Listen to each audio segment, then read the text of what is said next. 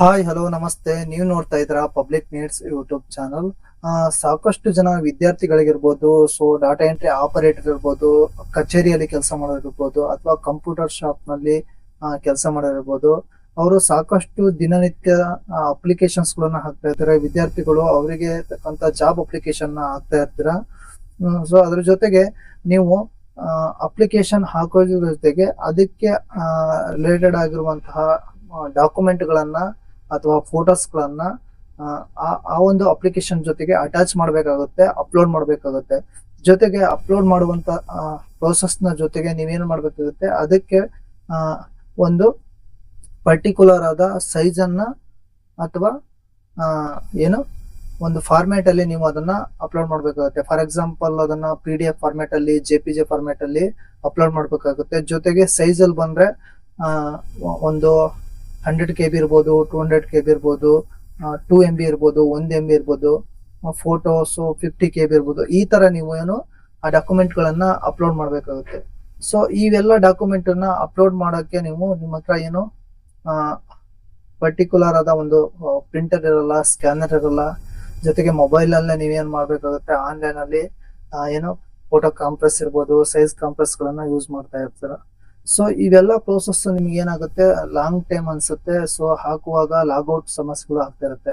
So ಆದಷ್ಟು ಬೇಗ ನೀವು ನಿಮ್ಮ ಒಂದು ಡಾಕ್ಯುಮೆಂಟ್ ಅನ್ನ ಫೋಟೋನ ತಕೊಂಡು ಕ್ರಾಪ್ ಮಾಡ್ಕೊಂಡು ರೀಸೈಜ್ ಮಾಡ್ಕೊಂಡು ನಿಮ್ಗೆ ಬೇಕಾದಂತ ಸೈಜ್ ಅಲ್ಲಿ ಯಾವ ರೀತಿ ಸೈಜ್ ಅನ್ನ ರೆಡಿ ಮಾಡ್ಕೋಬೇಕು ಎಂಬುದರ ಸಂಪೂರ್ಣ ಮಾಹಿತಿಯನ್ನ ನಾನು ಈ ಒಂದು ವಿಡಿಯೋದಲ್ಲಿ ನಾನು ನಿಮ್ಗೆ ತಿಳಿಸ್ತಾ ಹೋಗ್ತೀನಿ ಸ್ನೇಹಿತರೆ. ಅದಕ್ಕೋಸ್ಕರನೇ ಒಂದು ಬೆಸ್ಟ್ ಮೊಬೈಲ್ ಆಪ್ ಕೂಡ ಇದೆ. ಸೊ ಯಾವ ಮೊಬೈಲ್ ಆಪ್ ಅದು ಅಂತೇಳಿ ಅದ್ರ ಬಗ್ಗೆ ನಾನು ಇವಾಗ ನಿಮ್ಗೆ ಹೇಳ್ತಾ ಹೋಗ್ತೀನಿ. ದಯಮಾಡಿ ನಮ್ಮ ಒಂದು ಚಾನಲ್ ನ ಸಬ್ಸ್ಕ್ರೈಬ್ ಮಾಡಿ, ಜೊತೆಗೆ ಇದೇ ತರ ಹೊಸ ಹೊಸ ವಿಡಿಯೋಗಳ ಅಪ್ಡೇಟ್ಗಾಗಿ ನಮ್ಮ ಒಂದು ಚಾನಲ್ ನ ಆಲ್ ನೋಟಿಫಿಕೇಶನ್ ನ ಆನ್ ಮಾಡಿ ಅಂತ ಹೇಳ್ತಾ ವಿಡಿಯೋನ ಶುರು ಮಾಡೋಣ.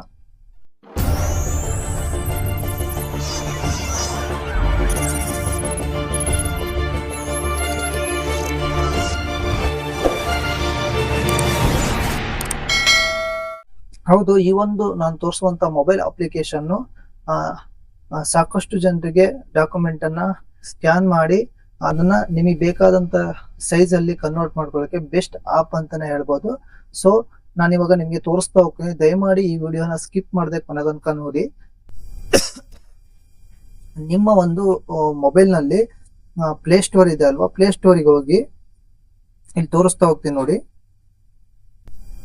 ನಿಮ್ಮ ಮೊಬೈಲ್ ನಲ್ಲಿ ಪ್ಲೇ ಸ್ಟೋರ್ ಅಲ್ಲಿ ಕ್ಲಿಕ್ ಮಾಡಿ, ಇದರಲ್ಲಿ ಸರ್ಚ್ ಅಂತ ಕಾಣಿಸುತ್ತೆ ಅಲ್ವಾ ಕೆಳಗಡೆ, ಸೆಂಟ್ರಲ್ ಇದೆ ನೋಡಿ. ಇದರಲ್ಲಿ ನೀವೇನ್ ಮಾಡ್ತೀರಾ,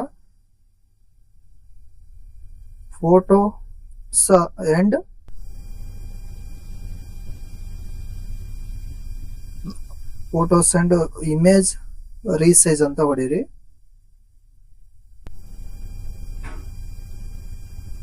ರೀಸೈಜ್ ಅಂತ ಹೊಡೆದು ಸರ್ಚ್ ಕೊಡಿ.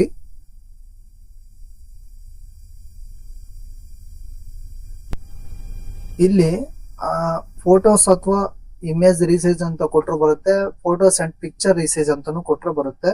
ಇಲ್ಲಿ ನೋಡಿ, ಇಲ್ಲಿ 4ನೇ ಆಪ್ಷನ್ ಕಾಣಿಸ್ತಾ ಇದೆ, ಫೋಟೋಸ್ ಅಂಡ್ ಪಿಕ್ಚರ್ ರೀಸೈಜ್ ಅಂತ ಇದೆಯಲ್ಲ. ಸೊ ಇದ್ರ ಮೇಲೆ ಕ್ಲಿಕ್ ಮಾಡಿ.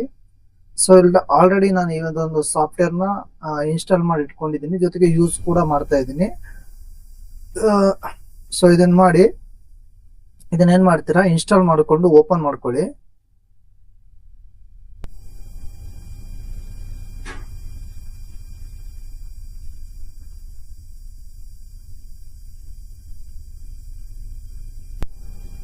ಸೊ ಆಲ್ರೆಡಿ ನಾನು ಯೂಸ್ ಮಾಡೋದ್ರಿಂದ ಈ ತರ ಬರ್ತಾ ಇದೆ. ನಾನು ಇವಾಗ ತೋರಿಸ್ತೀನಿ ನಿಮಗೆ. ಸೊ ಏನಿಲ್ಲ, ಈ ತರ ಓಪನ್ ಆದ ತಕ್ಷಣನೇ ನಿಮ್ಗೆ ಅಲ್ಲಿ ಆಪ್ಷನ್ ಬರುತ್ತೆ. ನೀವು ಅದನ್ನ ಸ್ಕಿಪ್ ಮಾಡ್ತಾ ಹೋಗಿ ಕೊನೆಗೆ ಈ ತರ ಪೇಜ್ ಓಪನ್ ಆಗುತ್ತೆ ನಿಮ್ಗೆ. ಇಲ್ಲಿ ಓಪನ್ ಆದ ನಂತರ ನೀವ್ ಏನ್ ಮಾಡ್ತೀರಾ ಅಂತ ಅಂದ್ರೆ, ಫಸ್ಟ್ ನೀವು ಆಲ್ರೆಡಿ ಯಾವ್ದಾದ್ರು ಒಂದು ಫೋಟೋ ತಕೊಂಡಿದ್ರಿ ಅಂತಂದ್ರೆ ಅದನ್ನು ಸೆಲೆಕ್ಟ್ ಫೋಟೋ ಅಂತ ಇದೆ, ಇದರಲ್ಲಿ ನೀವು ಸೆಲೆಕ್ಟ್ ಮಾಡಿ ಕೂಡ ನೀವು ಮಾಡ್ಕೊಬಹುದು.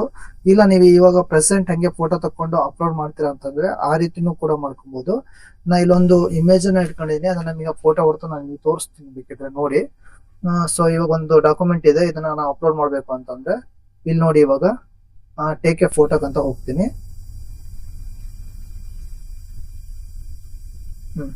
ಸೊ ಇಲ್ಲಿದೆ ಅಲ್ವಾ. ಸೊ ಇದ್ರ ಮೇಲೆ ನಾನು ಏನ್ ಮಾಡ್ತೀನಿ, ಹಿಂಗ್ ಹಿಡ್ಕೊಂತೀನಿ. ಹಿಡ್ಕೊಂಡು ಸೊ ಇದನ್ನ ಕ್ಲಿಕ್ ಮಾಡ್ಕೊಂತೀನಿ. ಕ್ಲಿಕ್ ಮಾಡ್ಕೊಂಡ್ವಾ? ಸೊ ಇಲ್ಲಿ ಓಕೆ ಅಂತ ಇದೆಯಲ್ಲ, ಓಕೆ ಮೇಲೆ ಕ್ಲಿಕ್ ಮಾಡಿ.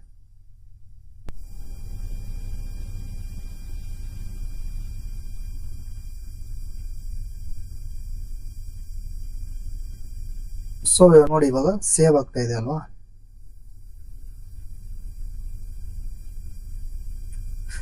ನೀಟಾಗಿ ಮೊಬೈಲ್ ಇಟ್ಕೊಂಡು ಫೋಟೋ ತಕೊಂಡ್ರೆ ಇದು ನೀಟಾಗಿ ಬರುತ್ತೆ. ಫೋಟೋನು ಕೂಡ ಎರಡನ್ನೂ ಒಟ್ಟಿಗೆ ಮಾಡ್ಕೊಬಹುದು ನೀವು. ಇಲ್ಲಿ ನೋಡ್ಕೋಬಹುದು, ಇಲ್ಲಿ ರೀಸೈಜ್ ಅಂತ ಆಪ್ಷನ್ ಇದೆ.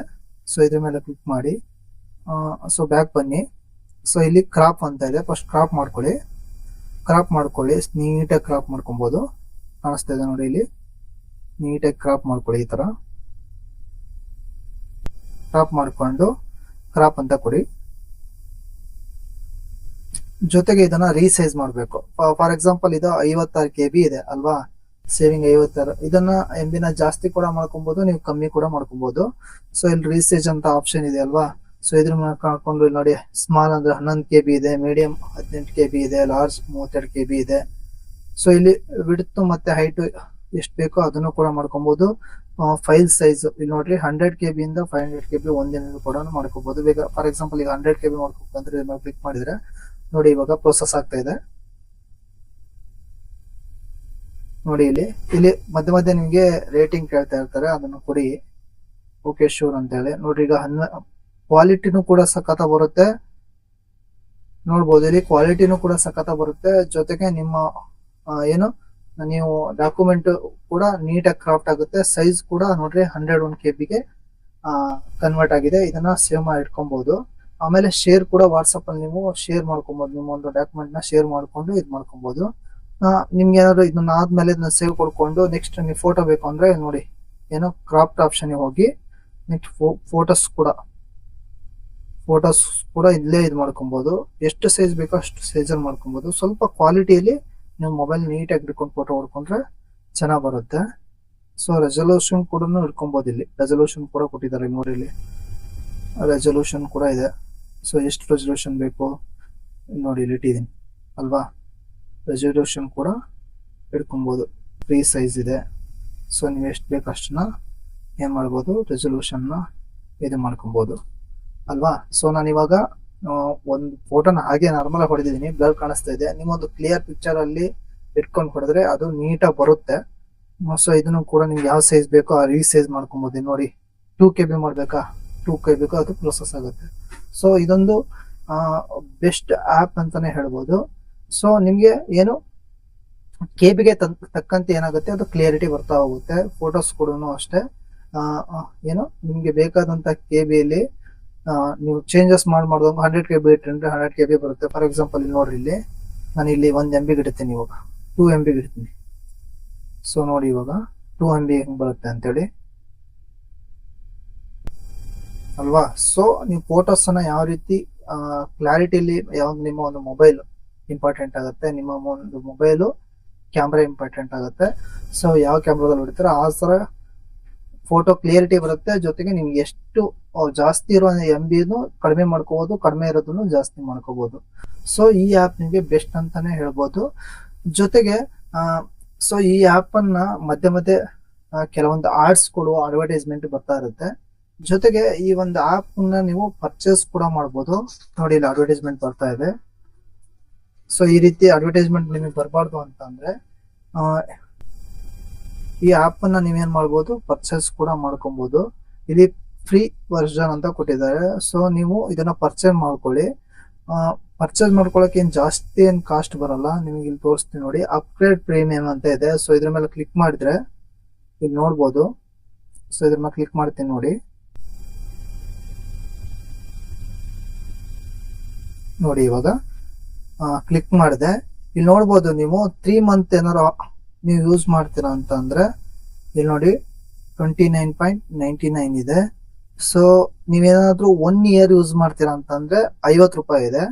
ಜೊತೆಗೆ ಲೈಫ್ ಟೈಮ್ ಈ ಒಂದು ಸಾಫ್ಟ್ವೇರ್ ನಿಮಗೆ ಬೇಕು ಅಂತಂದ್ರೆ 200 ರೂಪಾಯಿ ಇದೆ. ಸೊ ಇದ್ರಲ್ಲಿ ಯಾವುದೇ ಮೋಸ ಇಲ್ಲ. ಬಟ್ ಒಂದು ಸೆಟ್ಟಿಂಗ್ ಏನೋ ನಿಮ್ಗೆ ಆಡ್ ಆಗಿರುತ್ತೆ. ಗೂಗಲ್ ಪೇ ಇರ್ಬೋದು, ಫೋನ್ ಪೇ ಇರ್ಬೋದು, ಆಟೋ ಪೇ ಆಪ್ಷನ್ ಇಲ್ಲಿ ಆನ್ ಆಗುತ್ತೆ. ಸೊ ಆಟೋ ಪೇ ಆಪ್ಷನ್ ಅಂತಂದ್ರೆ ಇದು 1 ವರ್ಷ ಏನಾದ್ರು ಮುಗೀತು ಅಂತ ಅಂದ್ರೆ ಆ ಒಂದು ವರ್ಷದ ಅದೇ ಡೇಟ್ ಅಲ್ಲಿ ಅದು ಆಟೋ ಪೇ ಅಮೌಂಟ್ ಕಟ್ ಆಗುತ್ತೆ. ಸೊ ಅದನ್ನ ನೀವು ಒಂದು ಸಲ ನೀವು ಇದನ್ನ ಅಮೌಂಟ್ ಅನ್ನ ಪೇ ಮಾಡ್ಕೊಂಡು ಆಟೋ ಪೇನ ಬೇಕಾದ್ರೆ ಆಫ್ ಮಾಡಿ ಇಟ್ಕೊಬಹುದು, ಅದ್ರಲ್ಲಿ ಏನು ತೊಂದರೆ ಇಲ್ಲ. ಸೊ ಈ ಒಂದು ಸಾಫ್ಟ್ವೇರ್ ನಿಮಗೆ ಯೂಸ್ಫುಲ್ ಆಗಿದೆ ಅನ್ಕೊಂತೀನಿ. ಸೊ ಇನ್ನೂ ಹೆಚ್ಚೆಚ್ಚು ಮಾಹಿತಿಗಳಿಗಾಗಿ ನಮ್ಮ ಒಂದು ಚಾನಲ್ನ ಸಬ್ಸ್ಕ್ರೈಬ್ ಮಾಡಿ ಸ್ನೇಹಿತರೆ. ವಿಡಿಯೋ ಇಷ್ಟ ಆಯ್ತು ಅನ್ಕೊಂತೀನಿ. ಈ ವಿಡಿಯೋ ಇಷ್ಟ ಆಯ್ತು ಅಂತಂದ್ರೆ ನಿಮ್ಮ ಫ್ರೆಂಡ್ಸ್ ಅಂಡ್ ಫ್ಯಾಮಿಲಿಗೆ ಶೇರ್ ಮಾಡಿ, ಹಂಗೆ ವಿಡಿಯೋನ ಒಂದು ಲೈಕ್ ಅಂಡ್ ಕಮೆಂಟ್ ನ ಮಾಡಿ ಅಂತ ಹೇಳ್ತಾ ಥ್ಯಾಂಕ್ ಯು.